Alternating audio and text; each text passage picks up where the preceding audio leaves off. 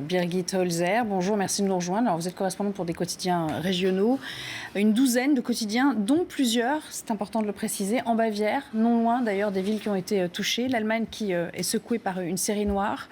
Alors il est difficile d'y voir clair dans plusieurs des motivations, même si, on l'a appris aujourd'hui, la dernière attaque en date est revendiquée désormais par Daesh. Comment le peuple allemand et les politiques font-ils face à cette menace qui pèse désormais au quotidien maintenant sur votre pays? Alors le peuple, il a peur, bien sûr. Il sent que le terrorisme est arrivé chez nous. On a regardé ce qui s'est passé à Paris, en France, à Nice, à Bruxelles, et on a l'impression que voilà, on est les prochains. Même si effectivement, il faut regarder de près. Le choc est moins grand aussi parce que ce qui s'est passé hier à Ansbach, il y a eu un seul mort, donc l'auteur. Les réactions sont encore, les gens sont choqués, mais il n'y a pas cette grande... Mais la vraie prise de conscience, elle date quand même de Munich, de ce qui s'est passé à Munich. Ce qui s'est passé à Munich, en même temps, on a eu très très peur justement d'un attentat islamique, et c'était pas du tout ça. Donc l'auteur de cette folie meurtrière était pas du tout inspiré par l'islamisme radical, il n'avait pas des raisons politiques ou religieuses, mais c'était quelqu'un qui s'est inspiré d'autres meurtres et qui voulait se venger peut-être. Mais je pense que le risque est là aussi qu'on fait des amalgames maintenant, parce que justement on se sent dans une série noire, une série de folie, et on ne sait pas où ça mène. Et il faut peut-être savoir aussi Ansbach, où ça s'est passé hier soir. C'est une très petite ville, personne ne s'attendait à ça. Oui. Et c'est un peu ce sentiment qu'on sent déjà en France aussi. Ça peut arriver. On n'est plus à l'abri nulle part. Voilà. Est-ce que l'Allemagne, sur le plan sécuritaire à proprement parler, était prête à affronter tout cela en termes de moyens, en termes de dispositifs? La police, surtout à Munich, a eu de très bons retours. On a dit oui, ils ont très très bien réagi. Surtout, ils ont essayé de garder le calme. Mais bien sûr que maintenant, il y a les débats qui commencent.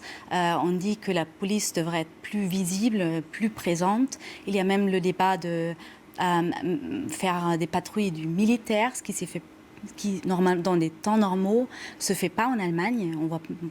Oui, j'allais dire, est-ce qu'il existe quelque chose qui serait équivalent à ce que nous, on appelle l'état d'urgence en France? Est-ce que vous avez le même genre de dispositif quand des événements aussi dramatiques interviennent? Oui, mais on n'est pas encore là. Mais bien sûr, il y a ces dispositifs. Mais pour l'instant, on essaie de dire restez calme, tout est sous contrôle.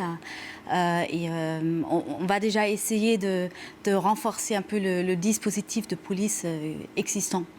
Est-ce que, d'un point de vue de la coordination des polices, il y a plusieurs entités en Allemagne, ou est-ce qu'il y a une sorte d'uniformité qui fait que pour coordonner des actions, notamment sur le plan du renforcement sécuritaire, ça va être peut-être plus simple qu'on a pu le voir en France à un moment donné? Oui, ça a créé une polémique en France qu'il y a plusieurs parties responsables, impliquées. C'est peut-être plus simple en Allemagne, c'est plus, d'une certaine manière, plus centralisé. Et jusque maintenant, il n'y a pas eu ce débat, il n'y a pas eu cette polémique, parce que ce n'était pas du tout un manque de dispositifs ou un manque de mesures de sécurité. Au contraire, à ce qui s'est passé dans la nuit de Munich, c'était le chaos total qui a été quand même contrôlé à bout d'un moment. Est-ce que vous sentez quand même que l'opinion est prête éventuellement à devoir changer sa manière de vivre et accepter un renforcement sécuritaire qui serait peut-être plus visible dans les rues, ou est-ce que c'est quelque chose qui est totalement étranger à la mentalité allemande? Je pense que ça va être difficile. Surtout, on n'est pas encore là, mais il y a le débat, voir des militaires patrouiller dans les rues, c'est pas du tout quelque chose on n'est pas du tout habitué à ça. On a on regarde un peu de manière différente l'armée, le militaire, c'est beaucoup plus contesté en Allemagne qu'en France. Aussi à cause de l'histoire, bien sûr. Oui.